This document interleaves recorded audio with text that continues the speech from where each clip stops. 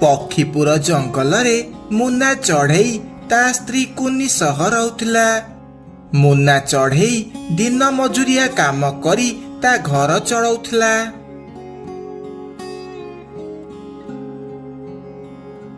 କୁନି କୁନି ଜଲ୍ଦି ଜଲ୍ଦି ବାହାରକୁ ଆସ, ଦେଖ ମୁଁ ପରିବା ଆଣିକି ଆସିଛି, ଆସ ପରିବା ବ୍ୟାଗଟା ନେଇଯାଅ। ଆରେ ଏତେ ଜୋରେ ଗହଳି କଣ ପାଇଁ କରୁଛ? ତମେ ଏମିତି କେତେ ପରିବା ଆଣିକି ଆସିଛ ଯେ ଧରି ପାରୁନ? ଆରେ କୁନି ଦିନ ମଜୁରିଆ କାମ କରିକି କେତେ ପଇସା ରୋଜଗାର କରୁଛି ଯେ ବେଶୀ ପରିବା ଆଣିକି ଆସିବି। ହଉ ତମେ ପରିବା ରଖ, ଆଉ ମତେ ଖାଇବାକୁ ଦିଅ, ମତେ ଜୋରେ ଭୋକ କଲାଣି। ହଉ ଚାଲ ମୁଁ ତମକୁ ଖାଇବାକୁ ଦଉଛି। ତାପରେ ସେମାନେ ଦୁଇ ଜଣ ଘରକୁ ଯାଆନ୍ତି। ଏମିତି ସେମାନେ ନିଜର ଜୀବନ କାଟୁଥିଲେ।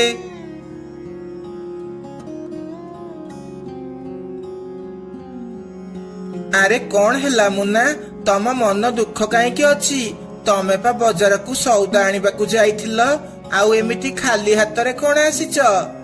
ଆରେ କୁନି ବଜାରକୁ ଯାଇ ଦେଖିଲି ସବୁ ଜିନିଷ ଦାମ ବହୁତ ଅଧିକ ହେଇଯାଇଛି।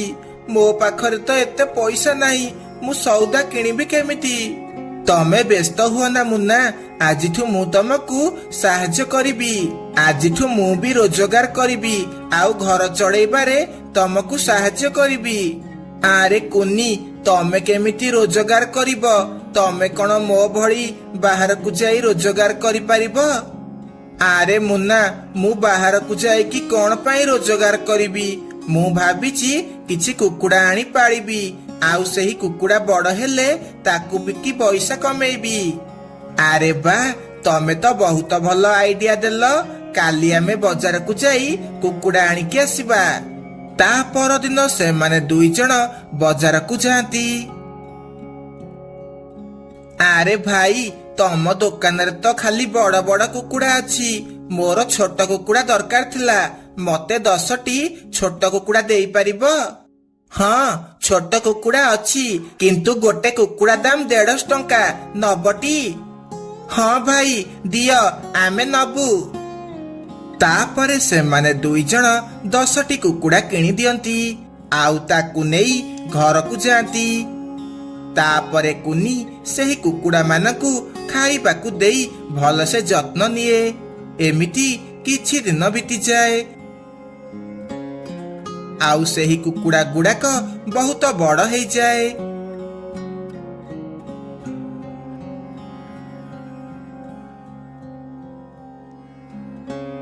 ଆରେ କୁନି ଭଉଣୀ, ମୁଁ ତମ ପାଖକୁ କୁକୁଡ଼ା କିଣିବାକୁ ଆସିଛି। ଗୋଟେ କୁକୁଡ଼ା ଦାମ କେତେ? ମିଟୁ ଭାଇ, ଗୋଟେ କୁକୁଡ଼ା ଦାମ ହେଉଛି 300 ଟଙ୍କା, ନବଟି? ହଁ ମତେ ଗୋଟେ କୁକୁଡ଼ା ଦିଏ। ତାପରେ ମିଟୁ କୁନିକୁ ପଇସା ଦେଇ କୁକୁଡ଼ା ନେଇ ଚାଲିଯାଏ। ଏମିତି କୁକୁଡ଼ା ବିକି କୁନିର ବହୁତ ଲାଭ ହୁଏ। ମା, ତମର ତ କୁକୁଡ଼ା ବିକିକି ବହୁତ ଲାଭ ହେଇଛି, ମତେ ଗୋଟେ ହାର କିଣିକି ଦବ? ହଁ ଝିଅ, କାଲି ମୁଁ ବଜାରକୁ ଗଲେ ତୋ ପାଇଁ ହାର ଆଣିକି ଆସିବି। ତା ପରଦିନ କୁନି ବଜାରକୁ ଯାଇ ଆଉ କିଛି କୁକୁଡ଼ା ଆଣିକି ଆସେ, ଆଉ ସେହି କୁକୁଡ଼ାକୁ ଭଲସେ ପାଳିବାକୁ ଲାଗେ। ନା, ଆଉ ଏମିତି କୁକୁଡ଼ା ପାଳିକି କିଛି ଲାଭ ନାହିଁ।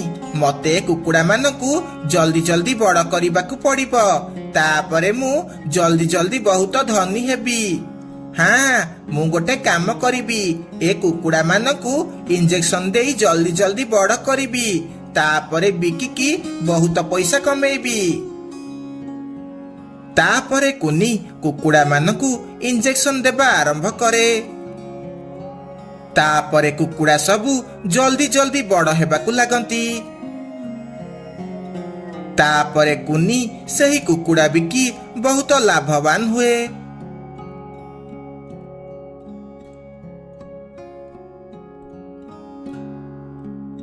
ଆରେ ମୁନା, ଇଞ୍ଜେକ୍ସନ ସବୁ ସରିଗଲାଣି, ତମେ ଗଲ ବଜାରକୁ ଯାଇ ଇଞ୍ଜେକ୍ସନ ଆଣିକି ଆସିବ। ଆରେ କୁନି, ଆମେ ତ ଇଞ୍ଜେକ୍ସନ ଦେଇ କୁକୁଡ଼ା ମାନଙ୍କୁ ବଡ କରି ବହୁତ ଲାଭ କଲେଣି, एबे एसबु बंद कर दियो। जदि केही इंजेक्शन कथा जानिजिब ताहले बहुत असुविधा हेबो। आरे मुन्ना तमे किडे बोका, केही भी इंजेक्शन विषय रे जानी पारिबेनी। तमे व्यस्त हुअनी, तमे जाइकी इंजेक्शन आनिकी आस। से माने एमिटी इंजेक्शन कथा हेउथिला बेले बंटी पारा सबु सुनी दिए। अच्छा एमाने इंजेक्शन देकी कुकुड़ा बड़ करुछंती, आउ ताकू आमे सबु खाउचु। ए सबु खाइले तो आम देह खराब ही जिवो ना। ए लोभी कुनी आउ मुन्नाकू दंड देबाकू ही पड़िबो। तापरे बंटी जंगल को जाई सबु पक्षी मानंकू एही कथा कहि दिए। तापरे जंगलर सबु पक्षी जाई पुलिस को कहि दियंती। तापरे पुलिस आसी कुनी आउ मुन्नाकू अरेस्ट करे। एमिति कुनी आउ मुन्नाकू लोभ करिबार फल मिल जाए।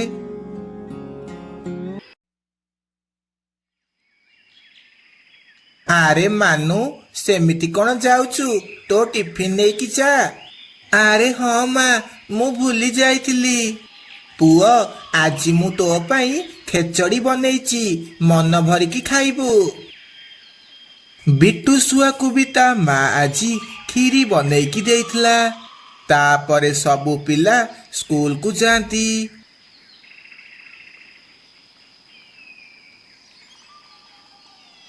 पिला माने जल्दी जल्दी बही बाहर कर। सांग माने चालो जल्दी जल्दी पढ़ी देबा, तापरे खाइबा छुट्टी रे मन भरिकी खाइबा। आरे हाँ आज तो समस्ते स्वादिष्ट स्वादिष्ट खाइबा आनिछंती। खाइबा छुट्टी रे मजा करिकी खाइबा। से माने एमिति कथा उठला बेले सारे सबु सुनी दियंती, आउ मने मने भाबंती आरे बा आजी पिला माने सबु स्वादिष्ट स्वादिष्ट खाइबा आनिछंती। मते तो एहा सुनी जोरे भोक कलानी। पिला माने तमकू मना करथिली टी क्लास रे गहळी करबनी बोली, एते जोरे गहळी क पई करूच? सारे आमे तो सेतिकळू बही पढुचु, आमे गहळी काहे की करिबु? या माने मु मिछ कहूची, तू कहिबाकू चाहूचु मु मिछुआ? तू मोर अपमान करूचु? नाई सार मु एमिति काहे की कहिबी? मु काहे की आपणकर अपमान करिबी? तू मो मुहरे जवाब दउचु। आजी समस्तंकू पनिशमेंट मिलिबो। आजी खाइबा छुट्टी रे केही भी खाइबा खाइ परिबनी। सारे आजी आमे भल भल खाइबा आनिचु, आमे जदि किछि न खाइबु ताहले आम खाइबा सबु नष्ट हेइ जिवो। पुआ तू सेथि पई चिंता करेनी, काहे कि ना आजी तमर सबु खाइबा मु खाइबी। एइटा हेउची तमर पनिशमेंट। जल्दी जल्दी तम टिफिन आनिकी मते दियो। तापरे सार से मानकर सबु टिफिन नहीं जाती, आउ मजा करी खाइबा सबु खाती। एहा देखी सबु पिला बहुत मन दुख करती। वाह पिला माने कौन स्वादिष्ट खाइबा थिला, खाइकी पूरा मजा आसीगला। सारे आपनकू जदि एते भोक लागुथिला आपण निजर टिफिन खाइलेनी, आम पिला मानकर टिफिन काहेकी खाइले? चुप कर, कालीठू तमे माने जहा टिफिन आनिबो मते खाइबाकू देबो, नहले समस्तंकू परीक्षा रे फेल कर देबी। सार फेल काहेकी करिबे?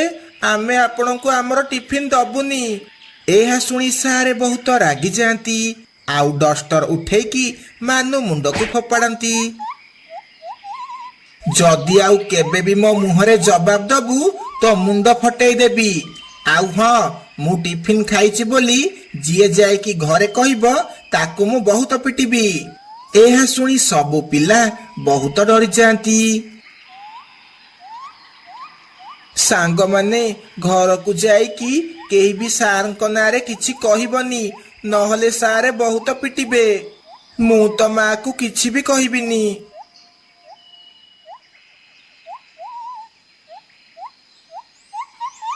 तापरे सबु पिला घर को चली जाती। केही भी घर को जाई तांको माँ को किछि भी कहंती नाही। ତା ପରଦିନ ବି ସାର୍ ସବୁ ପିଲାଙ୍କର ଟିଫିନ୍ ନେଇଯାଆନ୍ତି ଆଉ ବହୁତ ମଜା କରି ଖାଆନ୍ତି।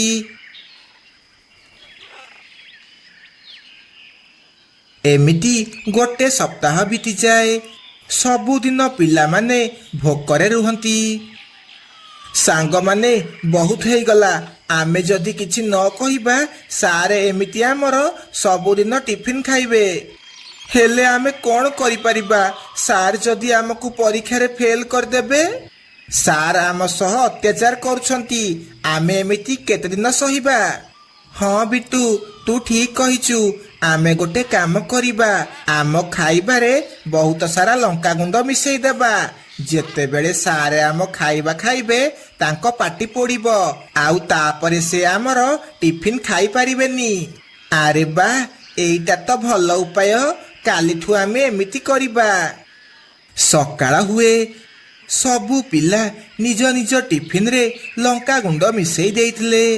ତାପରେ ସାର୍ କ୍ଲାସକୁ ଆସନ୍ତି।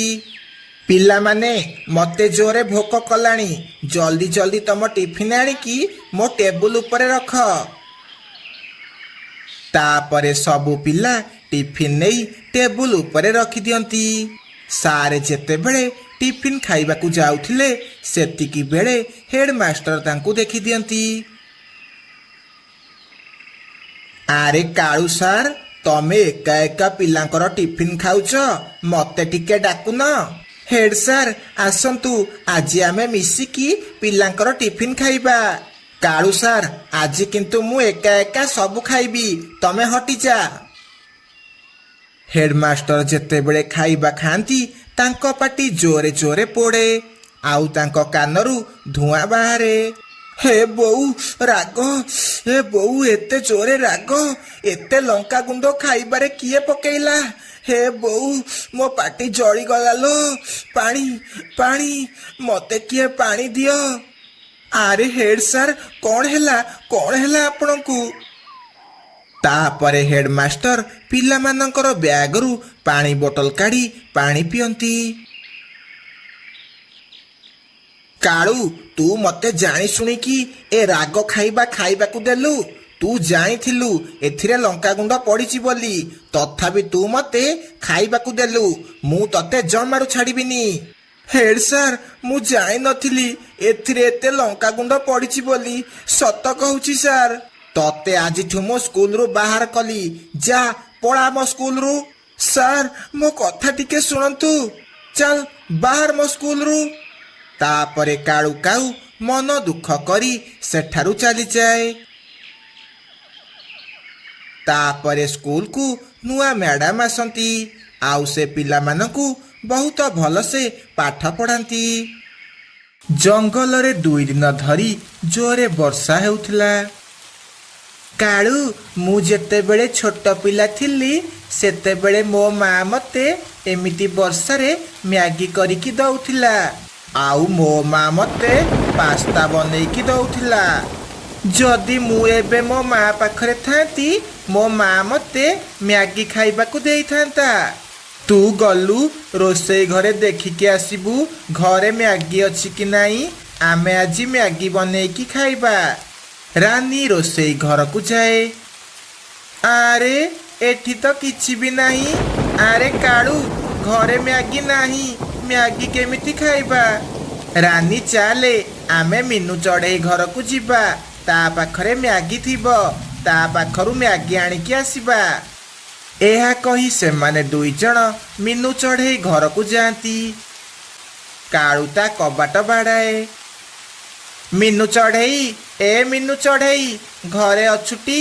କବାଟ ଖୋଲେ, ତୋ ପାଖରେ କାମ ଅଛି। କିନ୍ତୁ କେହି ବି କବାଟ ଖୋଲନ୍ତି ନାହିଁ। ଲାଗୁଛି ମିନୁ ଚଢ଼େଇ ଘରେ ନାହିଁ। ଚାଲେ ଆମେ ମିଟୁ ପାଖକୁ ଯିବା। ତାପରେ ସେମାନେ 2 ଜଣ ମିଟୁ ଘରକୁ ଯାଆନ୍ତି। ଆରେ ମିଟୁ, ଘରେ ଅଛୁ? ଘରେ ଅଛୁ? ମିନୁ ଚଢ଼େଇ କବାଟ ଖୋଲେ। ଆରେ ମିନୁ, ତୁ ଏଠି ଅଛୁ? ଆମେ ଏବେ ତୋ ଘରକୁ ଯାଇଥିଲୁ। ଆରେ କ'ଣ ହେଇଛି? ଏ ବର୍ଷାରେ କିଛି ଅସୁବିଧା ହେଇଛି କି? ନାଇଁ ମିନୁ, କିଛି ଅସୁବିଧା ହେଇନି। ରାନୀକୁ ଏ ବର୍ଷାରେ ମ୍ୟାଗି ଖାଇବାକୁ ଇଚ୍ଛା ହେଉଛି, ସେଥିପାଇଁ ଆମେ ତୋ ଘରକୁ ଯାଇଥିଲୁ। ନା, ମୋ ଘରେ ମ୍ୟାଗି ନାହିଁ। ମୋ ଘରେ ପାଣି ପଡୁଛି ବୋଲି ମୁଁ ମିଟୁ ଘରକୁ ଆସିଛି।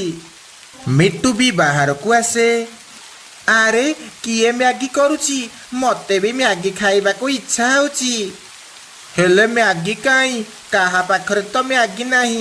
ମ୍ୟାଗି କେମିତି ଖାଇବା? ଚାଲ ଆମେ ସମସ୍ତେ ମିଶି ବଜାରକୁ ଯିବା ଆଉ ମ୍ୟାଗି ଆଣିକି ଆସିବା। ତାପରେ ସେମାନେ ସମସ୍ତେ ବଜାରକୁ ଯିବାକୁ ଲାଗନ୍ତି। କିଛି ବାଟ ଗଲା ପରେ ଜୋରେ ପବନ ହୁଏ। ରାନୀ ପବନ ମାଡ଼ରେ ଉଡ଼ି ଉଡ଼ି ପୂର୍ବ ଜଙ୍ଗଲ ଆଡ଼େ ପଳାଏ। ଆରେ ରାନୀ କୁଆଡ଼େ ଗଲା? ରାନୀ ତ କାହିଁ ଦେଖାଯାଉନି। ଚାଲ ଆମେ ରାନୀକୁ ଖୋଜିବାକୁ ଯିବା। ରାନୀ ଜୋରେ ପବନରେ କୁଆଡ଼େ ଉଡ଼ିକି ପଳେଇଥିବ। ତାପରେ ସେମାନେ ସମସ୍ତେ ରାନୀକୁ ଖୋଜିବାକୁ ଲାଗନ୍ତି। ରାନୀ ସେପଟେ ଉଡ଼ି ଉଡ଼ି ଯାଇ ଗୋଟିଏ ଗଛ ଡାଳରେ ଲାଖିଯାଏ। କାଳୁ ଭାଇ, ତମେ ଚିନ୍ତା କରନି। ବର୍ଷା ଛାଡ଼ିଲେ ରାନୀ ଘରକୁ ଫେରି ଆସିବ। ଯଦି ଏମିତି ହବ ବୋଲି ଆମେ ଜାଣିଥାନ୍ତେ ଆମେ କେବେ ବି ମ୍ୟାଗି ଆଣିବାକୁ ଯାଇନଥାନ୍ତେ। ମତେ ଲାଗୁଛି ରାନୀ ପୂର୍ବ ଦିଗକୁ ଉଡ଼ିକି ଯାଇଥିବ। ଆମକୁ ପୂର୍ବ ଦିଗକୁ ଯାଇ ରାନୀକୁ ଖୋଜିବାକୁ ପଡ଼ିବ। ସେତିକି ବେଳେ ବୁଲବୁଲ ସେଠାକୁ ଆସେ। ରାନୀ କାଉ ପୂର୍ବ ଜଙ୍ଗଲ ଆଡ଼େ ଉଡ଼ିକି ଯାଉଥିଲା। ମୁଁ ତାକୁ ଦେଖିଲି। ତମେ ଯାଅ ପୂର୍ବ ଜଙ୍ଗଲ ଆଡ଼େ ଖୋଜିବ। ତାପରେ ସେମାନେ ପୂର୍ବ ଜଙ୍ଗଲ ଆଡ଼େ ଖୋଜିବାକୁ ଲାଗନ୍ତି। ଆରେ ହେଇଟି ହେଇଟି ସେ ଗଛରେ ରାନୀ ଲାଖିଛି। ତାପରେ ମିନୁ ଆଉ ମିଟୁ ଯାଇ ରାନୀକୁ ସେଇ ଗଛରୁ ବାହାର କରନ୍ତି। କାଳୁ, ଆଜି ମୁଁ ମରୁ ମରୁ ବଞ୍ଚିଗଲି। ତୁ କାହିଁକି ମ୍ୟାଗି ଖାଇବାକୁ ଜିଦ୍ କରୁଥିଲୁ ଯେ? ସେଥିପାଇଁ ଏମିତି ହେଲା। ମୁଁ ଯଦି ଜିଦ୍ କଲି ତମେ ମତେ ମନା ନ କରି ମୋ ସହ କ'ଣ ପାଇଁ ଆସିଲ? ହଉ, ମ୍ୟାଗି ଖାଇବାକୁ ଇଚ୍ଛା ହେଇଛି ଯଦି ଚାଲ ମ୍ୟାଗି ଆଣିକି ଆସିବା। ସେତିକି ବେଳେ ବଣ୍ଟି ସେଠାକୁ ଆସେ। ଆରେ ତମେମାନେ ଏଠି କ'ଣ କରୁଛ? ବଣ୍ଟି ଭାଇ, ଆମେ ବଜାରକୁ ମ୍ୟାଗି ଆଣିବାକୁ ଯାଉଥିଲୁ। ରାନୀ ଆଉ କାଳୁ ମ୍ୟାଗି ଖାଇବେ ବୋଲି କହୁଛନ୍ତି। ଆରେ ଜୋରେ ବର୍ଷା ହେଉଛି। ବର୍ଷା ଛାଡ଼ିବା ଯାଏଁ ତମେମାନେ ମୋ ଘରେ ରହିଯାଅ। ବର୍ଷା ଛାଡ଼ିଲେ ଘରକୁ ଯିବ। ତାପରେ ସମସ୍ତେ ବଣ୍ଟି ଘରକୁ ଯାଆନ୍ତି। ଆରେ ବଣ୍ଟି, ଘରେ କ'ଣ ରୋଷେଇ ହେଉଛି? ଭଲ ବାସ୍ନା ଆସୁଛି। ସେତିକି ବେଳେ ଲୁସି ସମସ୍ତଙ୍କ ପାଇଁ ମ୍ୟାଗି ଆଣିକି ଆସେ। ମୁଁ ତମମାନଙ୍କ ପାଇଁ ମ୍ୟାଗି ବନଉଥିଲି। ଚାଲ ସମସ୍ତେ ମିଶିକି ମ୍ୟାଗି ଖାଇବା। ତାପରେ ସମସ୍ତେ ମିଶିକି ମ୍ୟାଗି ଖାଆନ୍ତି। ସମସ୍ତେ ମଜା କରି ମ୍ୟାଗି ଖାଆନ୍ତି। ସେତିକି ବେଳେ ବୁଲବୁଲ ସେଠାକୁ ଆସେ। ମତେ ଟିକେ ମ୍ୟାଗି ଖାଇବାକୁ ମିଳିବ? ଏହା ଶୁଣି ସମସ୍ତେ ଜୋରେ ଜୋରେ ହସନ୍ତି ଆଉ ବୁଲବୁଲକୁ ମ୍ୟାଗି ଖାଇବାକୁ ଦିଅନ୍ତି।